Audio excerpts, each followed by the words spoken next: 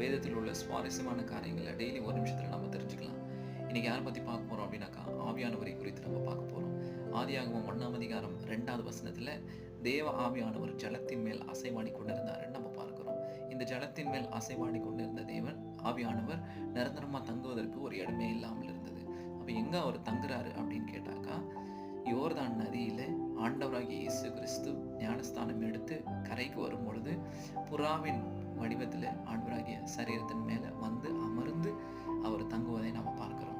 நிரந்தரமாக தங்குறதுக்கு ஒரு இடமே இல்லாமல் ஜலத்தின் மேல் அசைவாடி கொண்டிருந்த ஆவியானவர் அங்கே வந்து என்ன பண்ணுறாருனாக்கா, நிரந்தரமாக தங்குவதற்கு ஒரு இடம் கிடைத்தது. இதுக்கு முன்னாடி அநேக பரிசுத்தவான்களோடு கூட ஆவியானவர் இருந்திருக்கிறாரு, வராரு, போறாரு, எல்லாம் செய்கிறாரு. ஆனால் நிரந்தரமாக தங்குவதற்கு ஆண்டவராகிய இயேசு கிறிஸ்து இடம் கொடுக்குறாரு. இந்த வேதத்தில் ஒரு மனுஷன் மட்டும், ஆண்டவரே என் ஆவியானவரை என்னிடத்துலேருந்து எடுத்துக்கொள்ளாதீங்க அப்படின்னு சொல்லி ஒரு மனுஷன் கேட்குறாரு.